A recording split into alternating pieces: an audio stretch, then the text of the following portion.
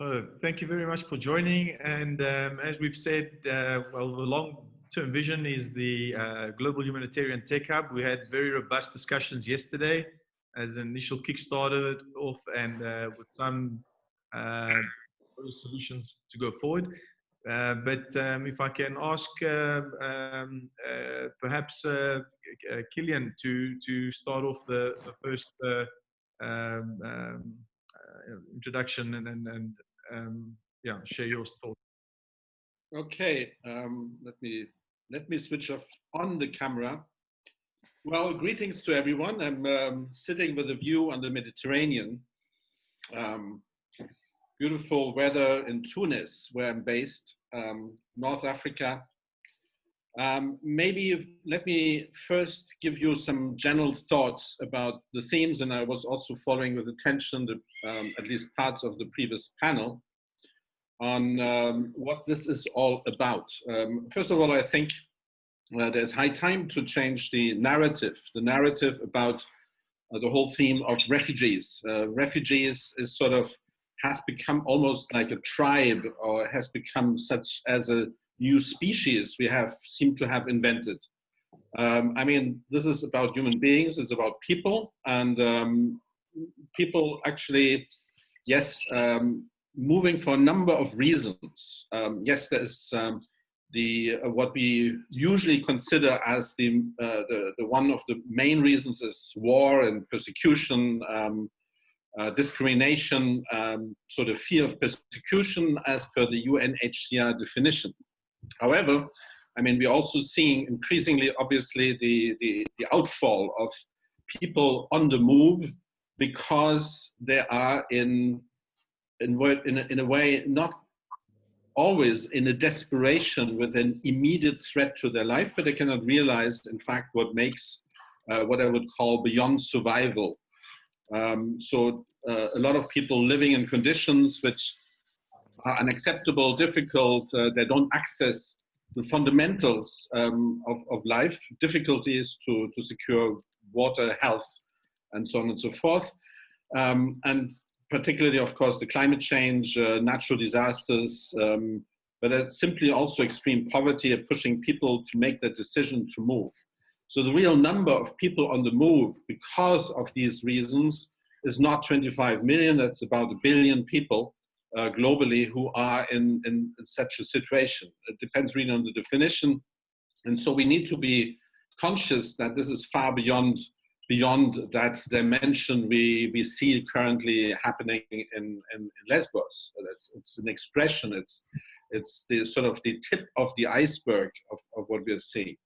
Now, a lot of this is also linked to in fact, the desire of human beings to be part of an interconnected world, to be part of a world which has plentiful of resources, which has invented, actually, if you would take it that way, already everything. The only problem is it doesn't really travel. I mean, it's not only about the money. I mean, we're blaming the extreme super rich to own 10%, not even 10%, 2% own more than so and so many percent of the world population and so on.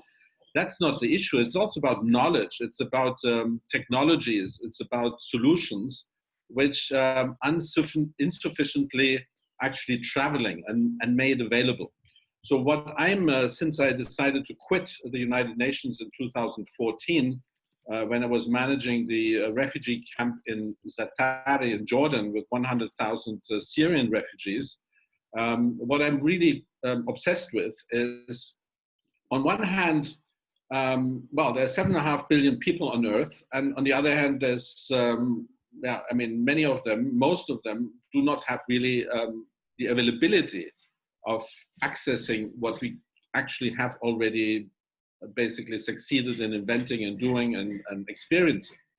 And so most of these communities, most of these people, most of the locations where this is not really there, they're invisible to us. And on the other hand, many of the others, the inventors, the startups, the technology inventors, the innovators, and so on, they're sitting on brilliant, fantastic ideas and they do not have themselves a way of bringing that together with those who would actually benefit.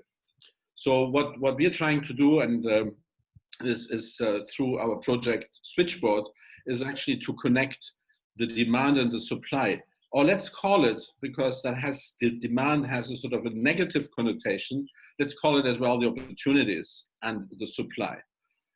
And for this to happen, I mean, the reaction of the techies, of the nerds would be to say, well, let's set up a platform, let's set up a marketplace. But I mean, we still very much quite often are in analog worlds as well. So there needs to be a connection which is beyond that sort of digital connectivity as we are now, let's say, a switched on community talking on Zoom. I mean, who on earth knows what Zoom is?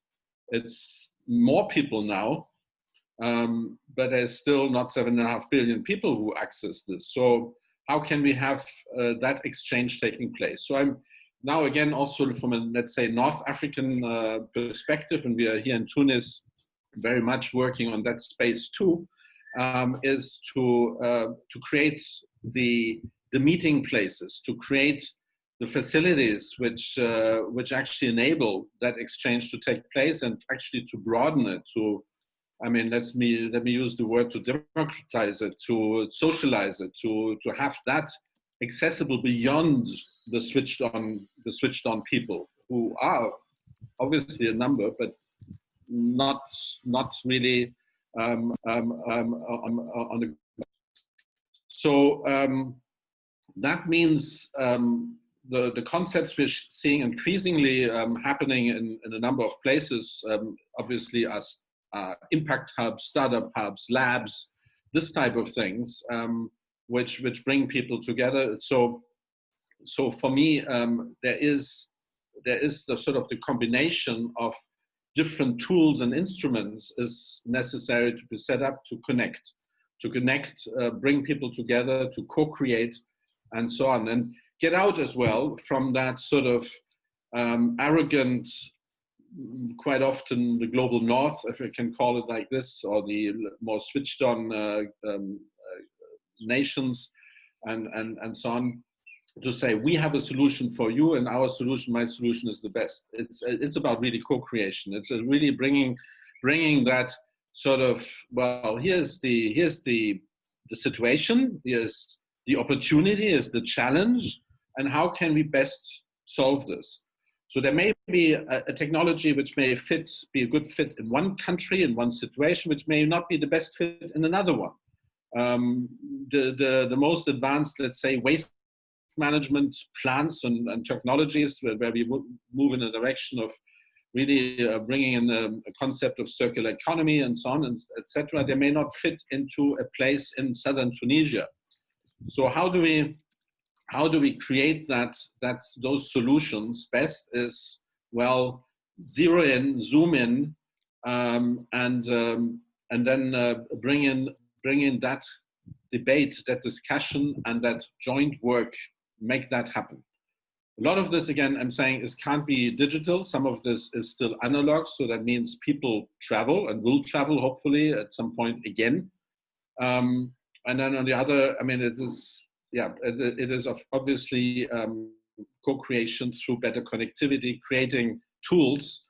And so I see Corona as a super opportunity to create more tools, to work on meeting spaces which are beyond the capacities of Zoom, that we really create that sort of direct interaction.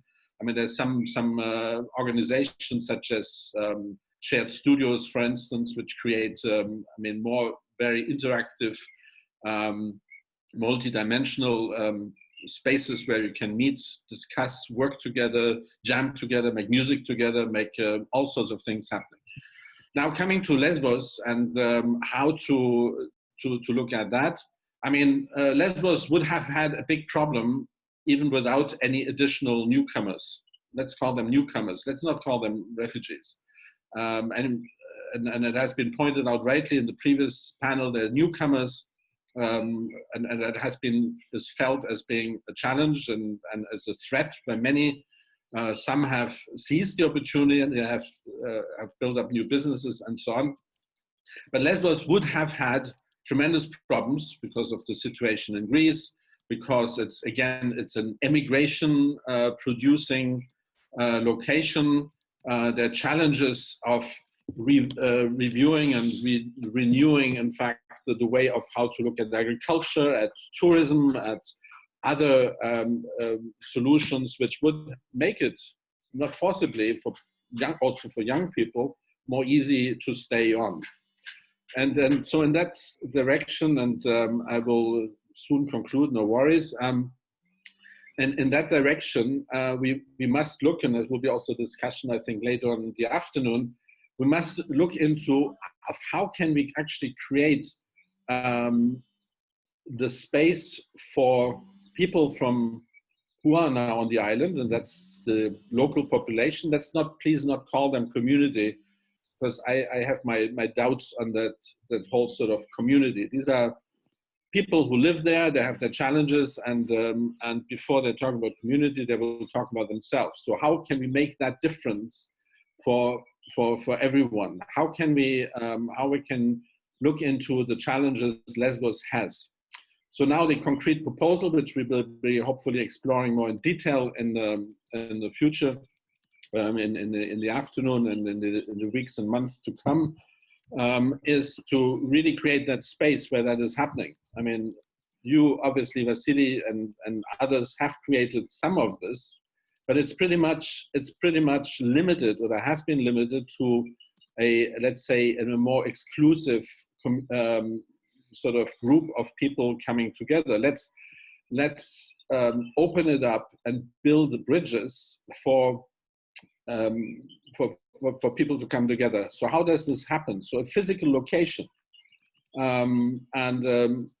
that is what we would like to propose as one of the steps where that co-creation can take place, where technology comes in, where that urge of everyone, of people in Lesbos, of people in Ghana, in Congo, in Pakistan, and wherever, is actually met of bringing in technologies, ideas, concepts, visions together and create that space. And that needs to have the facilities to do so. So we need a space, a hub, let's call it a hub, which has accommodation, which has spaces where you can create, which has the tools, the instruments, the labs, the facilities, which has all the communication tools, so which becomes a pumping heart for the island of Lesbos.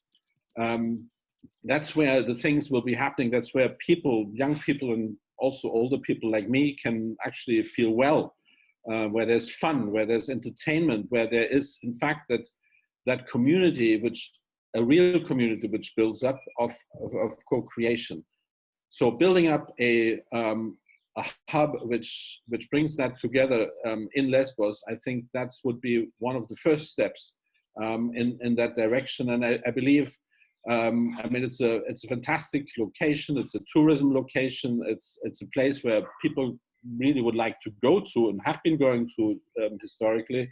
So why not building that into something more future looking, more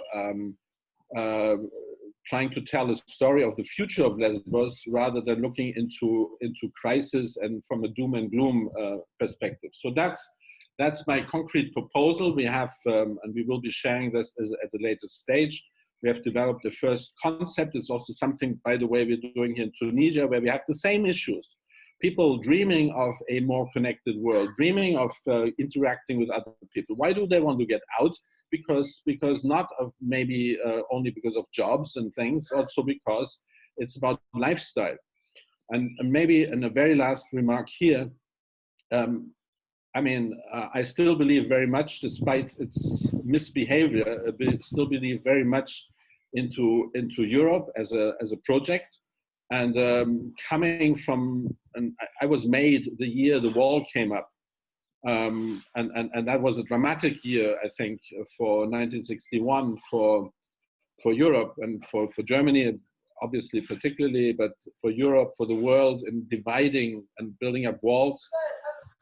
Once it came down, I mean, there was a tremendous effort to bring young people increasingly together all over Europe. The European Union has done enormous work through associations, through civil society, but also quite often through state. I'm finishing. Through state connections, state support, bringing young people together in all sorts of forms, and that's what we need to create in Lesbos. Thank you. Thank you very much for that, Kilian, and laying the foundation and a broad overview on how we can change how we address the challenges on Lesbos into opportunities.